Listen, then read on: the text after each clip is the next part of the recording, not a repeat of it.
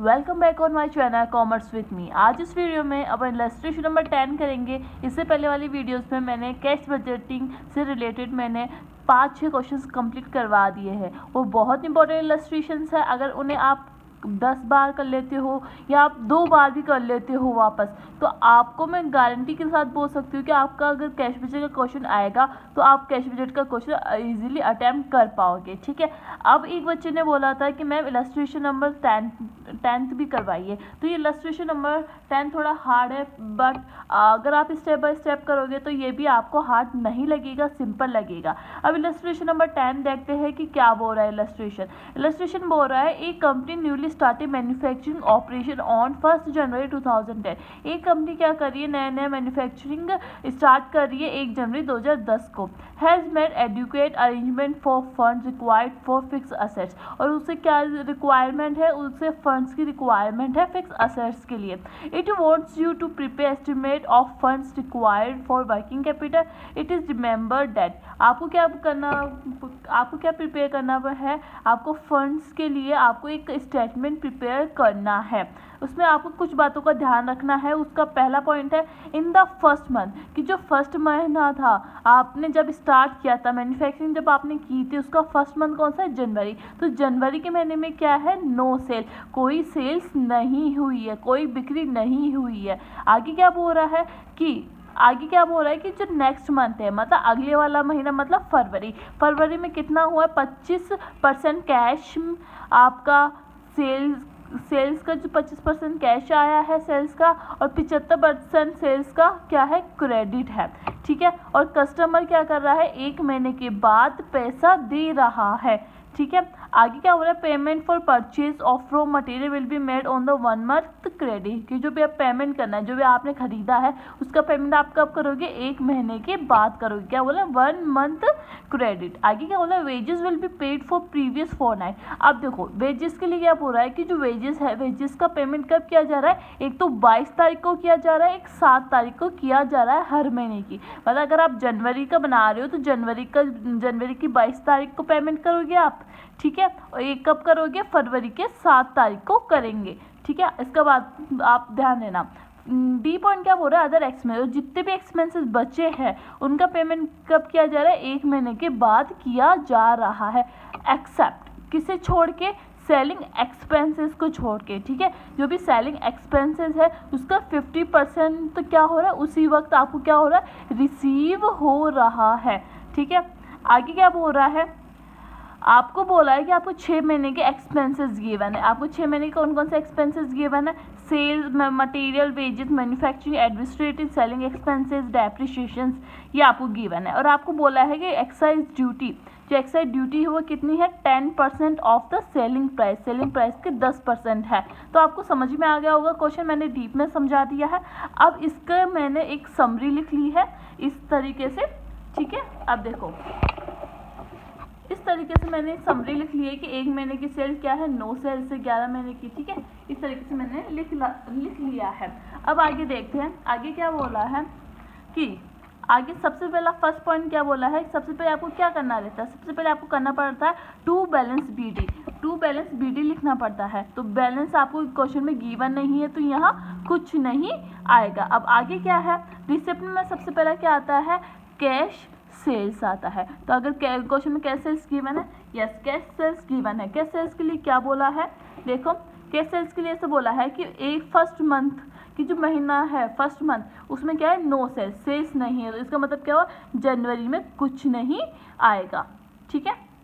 जनवरी में सेल्स ही नहीं हुई है तो आपको कैश कहाँ से रिसीव होगा, सेल से, ये नहीं आएगा। ठीक है। अब देखो मैंने आपको एक स्टेप बताया था, आपको सबसे पहले क्या करना है, आपको यहाँ लिख लेना है, जैसे जनवरी, फरवरी, मार्च, अप्रैल, मई, जून, क्योंकि अपन 6 महीने का बना रहे हैं और 6 महीने का अपन ने क्या लिख लिया है, ऐसे लिख लिया है।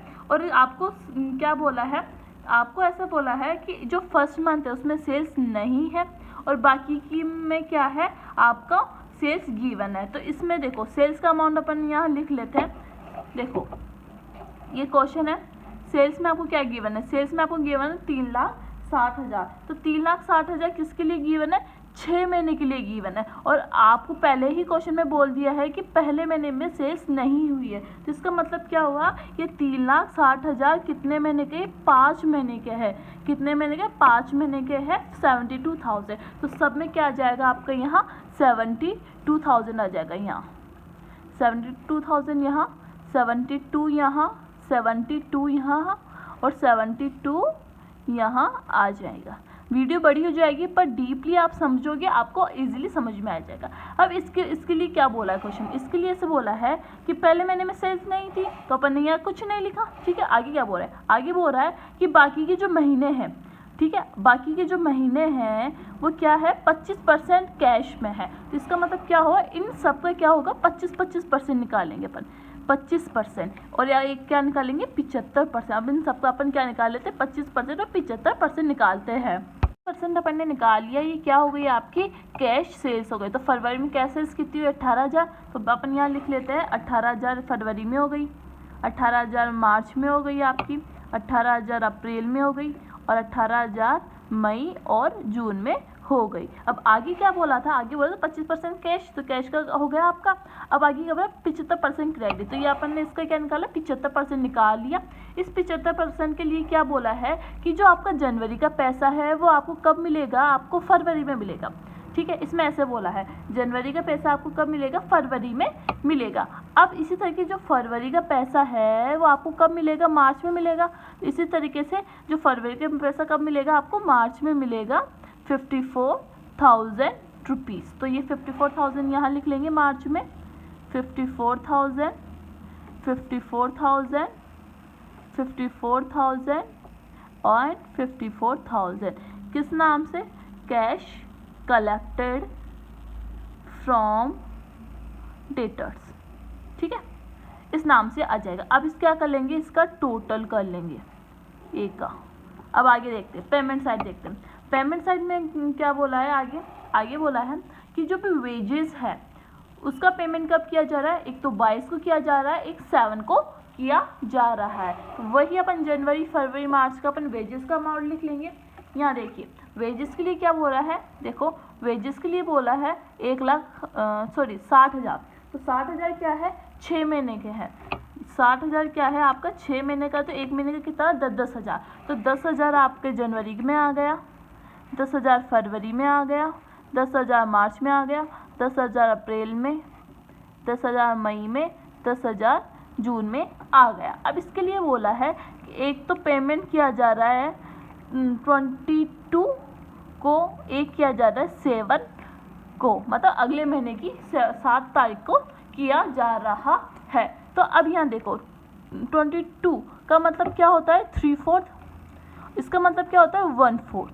तो इसका क्या बोल निकालेंगे, 3/4 निकालेंगे। तो 10,000 का 3/4 निकालेंगे तो कितना होता है 7,500। तो ये 7,500 हुआ, ये 2,500 हुआ। अभी बता रही हूँ मैंने इसको 3/4 और 1/4 क्यों माना है, मैं ये अभी बता रही हूँ आपको, रुको एक मिनट। ये हो गया 75, ये हो गया 2,500, 7,500, 2,500, 7,500 और 2,500। ठीक है, ये हो गया। अब देखो, अब आपको मैं बताती हूँ। देखिए एक महीने में कितने दिन होते हैं, 30 दिन, 30 डेज होते हैं। ठीक है, इसका मतलब आप मान सकते हैं कि एक महीने में 4 वीक्स होते हैं। आपको क्या गिवन था 22 डेट को, तो इसके अंदर कितने वीक आए, 3 वीक आ गए। ठीक है, और एक बोला है 7, एक तो 22 तारीख को कर रहा है, एक 7 तारीख को कर रहा है। तो इसके अंदर कितने वीक आए, 3। इसके अंदर कितने वीक आए, 1 वीक। तो ये कितना हो गया 3/4। टोटल कितने वीक होते हैं, 4 होते हैं। तो ये क्या हो गया 3/4 हो गया। ये क्या है 1, 1 वीक, तो 1/4 हो गया। तो इसी तरीके मैंने 3/4 और 1/4 निकाला है। तो ये मैंने 3/4 निकाल लिया, ये अपन ने 1/4 निकाल लिया। ठीक है, अब देखो ये अपन बजट बना रहे हैं, ये बजट बना रहे हैं अपन। ठीक है, 3/4 तो उसी महीने में आपको रिसीव हो रहा है। इसका मतलब ये वाला पैसा तो अपन को इसी वक्त रिसीव हो रहा है। ठीक है, और जो बाकी का ये वाला पैसा है आपको कब रिसीव होगा, अगले महीने में रिसीव होगा, मतलब यहाँ रिसीव होगा। समझ में आया? ये वाला पैसा आपको यहीं रिसीव हो रहा है और ये वाला पैसा आपको यहाँ रिसीव हो रहा है, और तो ये वाला यहाँ आ जाएगा इसी तरीके। ठीक है, तो अब क्या कर लेंगे कि ये 2500 आपको नेक्स्ट मंथ में मिल रहा है, तो ये वाला पैसा आपको कब मिलेगा, आपको फरवरी में मिलेगा। ये वाला आपको कब मिलेगा, मार्च में मिलेगा। ये वाला आपको अप्रैल में मिलेगा, ये वाला मई में, और ये वाला आपको जून में मिलेगा। ठीक है, ये लिख दिया। बट जो 22 तारीख को जो पैसा मिल रहा है वो तो उसी महीने में मिल रहा है, तो ये वाला पैसा आपको इसी महीने में मिलेगा, ये वाला पैसा आपको इसी महीने में मिलेगा। तो इसी तरीके से मैंने क्या लिख दिया, इस कॉलम में लिख लिया। एक तो आपका इस महीने का पैसा, एक आपको कब मिलेगा, जनवरी का पैसा आपको फरवरी मिलेगा। तो टोटल कितने हो गए, 10,000 हो गए। और जनवरी में कितना हो गया आपका, 7500। मैंने यहाँ लिख लिया 7500, और बाकी का इन सब का टोटल मैंने यहाँ लिख दिया 10,000 10,000 10,000 10,000। ठीक है, अब आगे क्या बोल रहा है, मटेरियल। मटेरियल के लिए क्या बोला है कि जो मटेरियल है, मटेरियल का पेमेंट 1 महीने के बाद किया जा रहा है, या 1 महीने का क्या है, एरियर है। तो देखो मटेरियल क्या गिवन है, या मटेरियल 1,50,000 कितने महीने के लिए गिवन है, 6 महीने के लिए गिवन है। तो 1,50,000 को डिवाइड कर देंगे 6 से, तो कितना आ जाएगा आपका, 25,000 आ जाएगा। ठीक है, और इसका भी पेमेंट कब किया जाता है, 1 महीने बाद किया जा रहा है। तो मतलब ये वाला पैसा आपको यहाँ मिलेगा, और जनवरी में आपको कुछ नहीं मिलेगा। तो 25,000 आपको हर महीने में मिलता जाएगा। जैसे जनवरी का पैसा फरवरी में, फरवरी का पैसा मार्च में, मार्च का अप्रैल में, और अप्रैल का मई में, और मई का जून में मिलेगा। तो ये आपको मटेरियल के नाम से यहाँ लिख देंगे। जनवरी में कुछ नहीं आएगा, फिर 25,000 यहाँ आएगा, 25,000 यहाँ, एंड 25,000 एंड लास्ट 25,000। आगे देखिए, आगे क्या बोल रहे हैं, मैन्युफैक्चरिंग एक्सपेंसेस। मैन्युफैक्चरिंग एक्सपेंसेस के लिए क्या बोला है, देखो यहाँ मैन्युफैक्चरिंग कितने हैं, 48,000। तो 48,000 कितने महीने का है, 48,000 6 महीने का है, तो 1 महीने का 8,000, और इसका पेमेंट भी अगले महीने में कर रहा है। तो इसका मतलब क्या हुआ, जनवरी में कुछ नहीं आएगा, और 8,000 हर महीने में आ जाएंगे। समझ में आ गया? ये कौन सा था, ये था आपका मैन्युफैक्चरिंग एक्सपेंसेस, मैन्युफैक्चरिंग के नाम से। आगे क्या बोला, एडमिनिस्ट्रेशन एक्सपेंसेस। अब एडमिनिस्ट्रेशन एक्सपेंसेस कितने गिवन है, आपको एडमिनिस्ट्रेशन एक्सपेंसेस गिवन है 54,000। तो 54,000 कितने महीने के, 54,000 आपको 6 महीने का है, डिवाइडेड बाय 6, तो 1 महीने का 9,000 रुपये आ गए हैं। तो 9,000 रुपये का भी पेमेंट कब किया जा रहा है, 1 महीने बाद किया जा रहा है। तो जनवरी में कुछ नहीं आएगा, वही 9,000 आपको अगले महीने में मिलता जाएगा। मतलब जनवरी का पैसा आपको फरवरी में मिल जाएगा 9,000, और फरवरी का मार्च में, मार्च का अप्रैल में, एंड अप्रैल मई का जून में मिल जाएगा। ये कौन सा आ गया आपका, यह आपका आ गया एडमिनिस्ट्रेशन।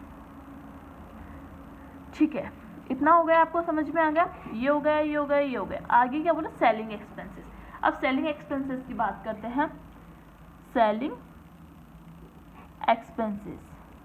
एक्सपेंसेस के लिए क्या बोला है कि जो सेलिंग एक्सपेंसेस है 50% पेड ऑन सेल, मतलब जब सेल हुई थी उसी वक्त क्या कर दिया, 50% पे कर दिया, और जो बाकी का 50% बचा वो क्या कर रहा है, 1 महीने के बाद पे कर रहे हैं। तो 50% क्या हो रहा है, उसी वक्त क्या हो रहा है, आपको आप पे कर रहे हो। तो ये 50% क्या कर रहे हो, आप उसी वक्त पे कर रहे हो।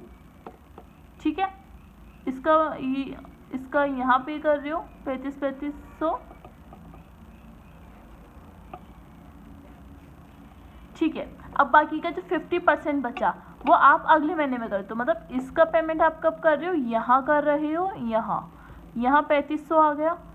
इसी तरीके आगे का ये वाला यहाँ कर रहे हो, ये वाला यहाँ, ये वाला यहाँ, क्योंकि इसमें बोला है कि अगले महीने आप क्या कर रहे हो, पेमेंट कर रहे हो। अब यहाँ देखो जनवरी में कोई सेल्स नहीं, तो जनवरी में यहाँ कुछ नहीं आएगा। और यहाँ बात करते हैं फरवरी की। फरवरी में आपको इस महीने का पैसा तो मिल रहा है, पर जनवरी का जो था वो 3500 रुपये वो यहाँ भी मिलेगा।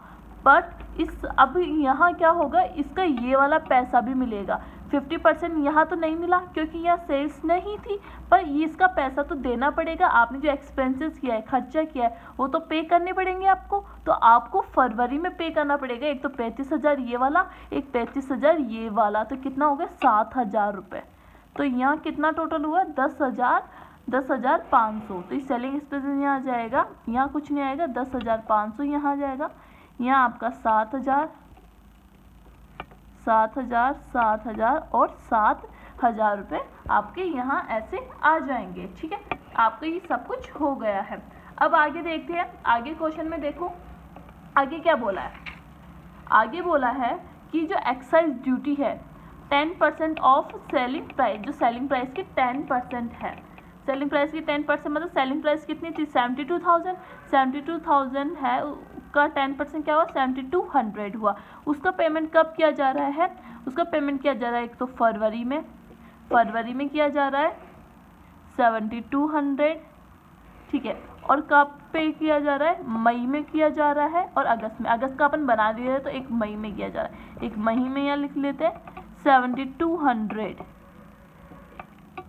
पर इस महीने का और इस महीने का आपको नहीं मिला है, तो इस दोनों का जो पेमेंट आप कब करोगे, इन दोनों का पेमेंट आप मई में करोगे। तो 72 इसका, 72 इसका और 72 इसका करेंगे। तो 7,200 कितनी बार हो गया, 3 बार हो गया। तो 7,200 ये, 7,200 ये, तो 21,600 आएगा यहाँ, क्योंकि यहाँ क्या हुआ 6 महीने का मिलकर आया है। इस बात का ज़रूर ध्यान देना आप। ठीक है, अब आपके क्वेश्चन में और आपको कुछ नहीं पूछा है। अब आपको क्या करना है, ए का टोटल करना है। ए का यहाँ कुछ नहीं आएगा। अब आपको बी का टोटल करना है। बी का टोटल यहाँ करना है, तो ये कितना हो गया 7,500 हो गया। इसमें से लेस करेंगे तो क्या आएगा आपका 7,500 आएगा, वो भी क्रेडिट में आएगा। अब ये वाला पैसा क्या होगा, ये वाला पैसा यहाँ चला जाएगा 7,500 क्रेडिट के नाम से। अब इसका क्या करेंगे अपन, इसका टोटल करेंगे। तो इसमें से क्या करेंगे, ये लेस कर देंगे तो कितना आएगा 10,500 हो जाएगा।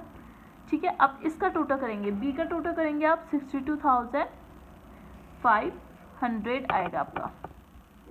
अब क्या करेंगे, इसमें से क्या करेंगे, ये लेस करेंगे तो कितना आएगा 5,200 आएगा आपका क्रेडिट में। फिर से अपन यहाँ क्या करेंगे, ये वाला पैसा क्या करेंगे मार्च में लेके जाएंगे 52,000 क्रेडिट में। अब इसका टोटल करेंगे, इसका टोटल करेंगे तो क्या आएगा आपका 20,000। अब पेमेंट का टोटल करेंगे, इस वाले का पेमेंट का टोटल करेंगे आपका आएगा 66,200। अब क्या करेंगे, ए में से क्या करेंगे, मतलब इसमें से क्या करेंगे, ये वाला लेस करेंगे। इसमें से लेस करेंगे तो क्या आएगा 46,200। ये भी आपका क्या होगा क्रेडिट में होगा। फिर से आप क्या करोगे, ये क्रेडिट यहाँ लेके जाओगे 62,200, ये भी क्रेडिट का, और इसका टोटल करेंगे तो 25,800 आएगा आपका। अब पेमेंट का टोटल करेंगे आप, फिर से पेमेंट का टोटल करेंगे तो आपका आएगा 59,000। ये फिर से आपका क्या आ रहा है, आपका पेमेंट का टोटल आ रहा है। तो अब क्या करेंगे, ये कम है आपका कैश बैलेंस और ये आपका ज़्यादा है, तो फिर से आपका क्या आएगा क्रेडिट में आएगा कितना 33,200 क्रेडिट में। फिर से अपन क्या करेंगे, इस क्लोजिंग को आपको मई में ओपनिंग बनाएंगे 33,200 के नाम से क्रेडिट। अब क्या करेंगे, इसका टोटल करेंगे, इसका टोटल आएगा 38,800। अब पेमेंट का टोटल करेंगे, पेमेंट का टोटल आएगा आपका 59,000। फिर से आपके पास कैश कम है और पेमेंट आपको ज़्यादा करना है तो 20,200 आपका फिर से क्रेडिट में। अब ये वापस क्रेडिट आपका यहाँ जाएगा 20,000, सॉरी यहाँ आएगा 20,200 क्रेडिट। अब इसका क्या करेंगे, इसका टोटल करेंगे 51,800। अब पेमेंट का टोटल करेंगे आप, पेमेंट का टोटल आएगा 80,600। ये फिर से कैश आपके पास कम है आपके पास और पेमेंट आपको ज़्यादा करना है। कितना पेमेंट आपको ज़्यादा करना है 28,800 फिर से क्रेडिट। मतलब आपकी कंपनी अब तक लॉस नहीं चल रही है, आपको पेमेंट ही पेमेंट करना है, कैश आपके पास आ ही नहीं रहा है। ठीक है, ये आपका कैश बजट था और आपका इलस्ट्रेशन नंबर 10 था। अगर आप चाहते हो इलस्ट्रेशन नंबर 11 भी समझाओ, अगर आपको हार्ड लग रहा है तो आप मुझे कमेंट में ज़रूर बताना। वैसे अभी तक जितने क्वेश्चंस करवा दिए उसमें से ही आपके आएंगे और आपको all the best for the exam. और एग्ज़ाम में आपका कैश बजट आना ही चाहिए। आपको इतनी मेहनत से मैंने आपको पढ़ाया है और बिजनेस बजटिंग का मैंने आपको बहुत से क्वेश्चंस कंप्लीट करवा दिए हैं, चैप्टर्स कंप्लीट करवा दिया है। तो मैं एक बार आपको बताना चाहूँगी कि आपको मैंने कैश बजट करवा दिया, बिजनेस फोरकास्टिंग आपको कंप्लीट करवा दी, मैंने आपको product and product decision complete करवा दिया, कॉस्ट ऑफ कैपिटल कंप्लीट करवा दिया। 4 चैप्टर आपको मैंने कंप्लीट करवा दिया है। इसके अलावा मैंने आपको चैप्टर फर्स्ट भी कंप्लीट करवा दिया है, ये थ्योरी है। तो 5 चैप्टर आपको कंप्लीट करवा दिया है और आपका कोर्स कंप्लीट हो चुका है यूनिट फर्स्ट से भी, और आपका सेकंड से भी, थर्ड से भी हो गया, आपका फोर्थ से हो गया, फिफ्थ से हो गया। तो आप मेरी तरफ से ये बुक आपकी कंप्लीट हो गई है। फिर भी आपको कोई डाउट है, इससे रिलेटेड कोई भी कुछ नहीं आता है तो कमेंट में पूछिए, मैं आपको ज़रूर रिप्लाई करूँगी। Thank you for watching.